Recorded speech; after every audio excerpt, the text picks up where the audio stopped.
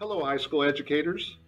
For those I have not had the pleasure of meeting yet, I am Gil Alvarez, Deputy Superintendent. Holly and I have created this video to update you on the High School Standard Reference Learning Restructured Plan. Before I turn it over to Holly to share some data and the updated plan, I would like to reestablish the why around standard reference learning and say thank you. Thank you to all staff members that shared your feedback through emails, surveys, in-person, or virtual meetings. You have been heard and understood, which is why we have made the appropriate changes to this plan. As we read and sorted through all the feedback, which took some time, we regret the lack of communication and clarity on this topic caused more stress and anxiety. However, your feedback has helped us create the plan we will present to you today. Let's start with the why. Why standard reference learning? The first why is to give a clear picture of a student's learning progress. When we talk about the actual standard reference learning, there's four components that are attached to standard reference learning. And the first one, the CIA is really something that we all know about. And I'm not talking about the Central Intelligence Agency. I'm talking about curriculum, instruction, and assessment. And we're going to add also grading to that. Those are the four components. So let's start with curriculum. We want the curriculum to meet grade level standards. This is the what. What do we want students to know and be able to do? Instruction is the next one. We want to engage students in active learning through evidence-based strategy. This is the how. This is the creativity that all teachers put in the art of teaching, that put into lessons. They use evidence-based strategies to engage the students in the learning. We must increase the cognitive capacity of our students, is why using appropriate evidence-based strategies is extremely important. The next part of standard reference learning is assessment. How do we know students are learning? This is the idea of checking for understanding through formative and summative assessments. And we also use these assessments can be obtrusive or unobtrusive assessments, as the more we learn around standard reference learning. The last one is the grading. This is the 0 to 4 point scale. We also use conversion charts to help provide a grade for a student's transcript. The next purpose, or the next why, is to reduce disparities in student learning. We want all students to make progress. We want to decrease the learning gap, as learning gaps can turn into opportunity gaps, and those opportunity gaps in turn can turn into achievement gaps. As we look at ways for us to decrease achievement gaps, but also decrease these disparities, it starts with student learning. How do we decrease the learning gap for our students, whether it be starting in elementary to middle school and even into high school, closing those gaps? The next one is to ensure all students receive a high quality education. This one is just all about making sure that our students, that we have a viable and guaranteed curriculum. We have opportunities for students to be successful and receive this quality education. We know that when students' light bulbs go on, that's a sense, and we know how it feels as teachers to be able to say, hey, a student is excited about the learning because that light bulb did go on, or they felt a sense of accomplishment because they learned something that they did not learn previous. Continue to provide our students a high quality education is extremely important. The next one is to provide clarity of learning expectations to all stakeholders. As you know, not only our students and our staff need to understand what standard reference learning, but our parents do as well. This provides the clarity of our expectations to all stakeholders. This shows and tells our families exactly where students are in their learning.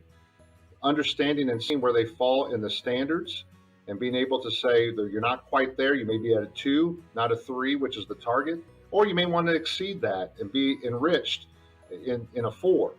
But being able to communicate those expectations to all stakeholders is extremely important, as well as our students being able to track their own progress. And the last one is to change the trajectory for all our students. I think anybody that's gone into education understands that we're in it for the students to be successful. It's not just about the content delivery, but it's also about the student learning.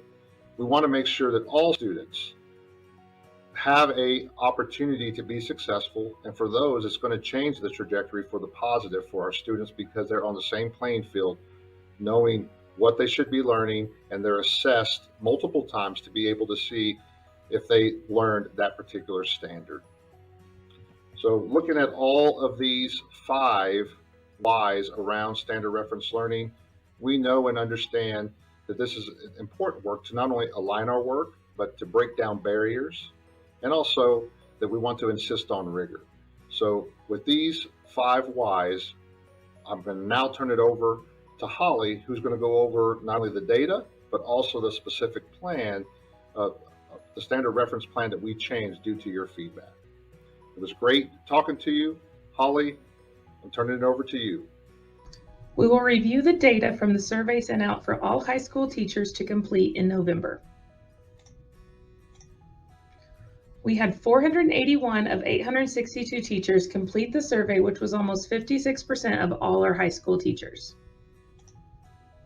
In the survey, teachers responded with how prepared they were for standards reference grading. Almost 21% said they are ready to begin.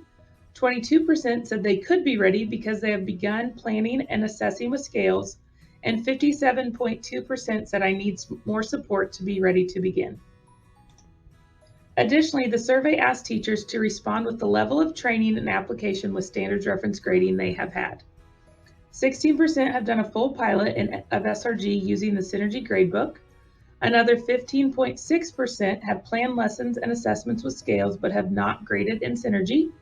12.5% have begun the work to align their lesson plans to scales, and 55.7% have attended the professional learning on standards reference grading but have not begun the application of this work. When combining the 2 previous data sets, 70.5% of teachers said they needed more support and have only been able to attend the professional learning. 78.6% of teachers who've done the full pilot are ready to implement, and then 85% of pilot teachers said they are ready or could be ready.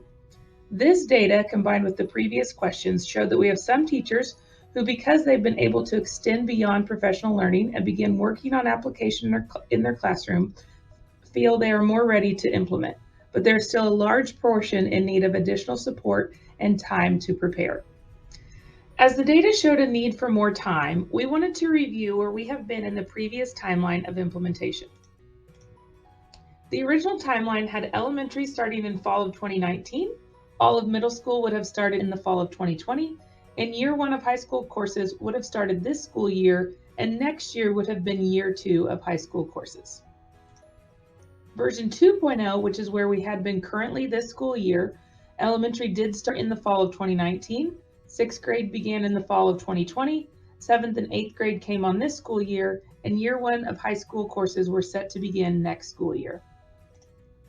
Now we want to go over the plan for next school year at high school. The data showed we had various pockets in the level of comfort with this work, so we wanted to refocus efforts to support all teachers. We are going to look at this through the plan through the lens of all teachers, some teachers, and a few teachers. For all classes with scales available, teachers will use the scales to plan, instruct, and assess. Scale development will continue for the remaining courses, and at this time, IB and AP courses do not have scales developed.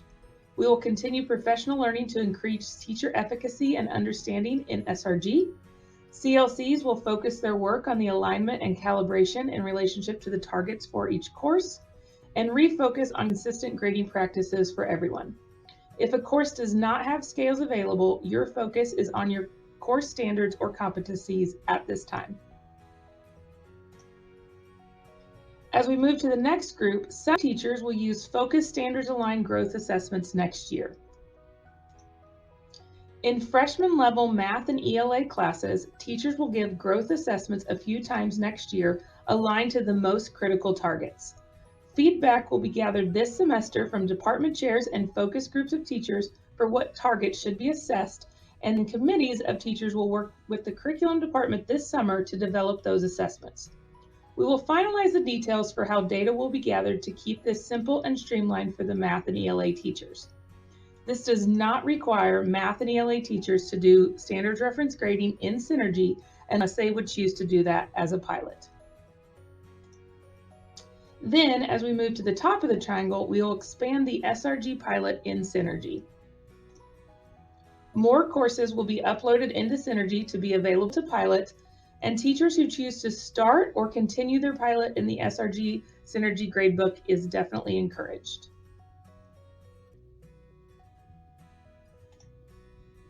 A few frequently asked questions. If teachers want to move forward with standards reference grading next year, what's the message? Any courses with scales available and targets loaded in Synergy are available to pilot SRG in the Synergy gradebook. Will the planned Year 1 courses then start in the 23-24 school year? At this time, plans beyond next school year will be evaluated and updated next year as the pilot expands and additional training and support and feedback are provided. Any additional questions can be sent to myself, Holly Ingram, at hingram@usd259.net.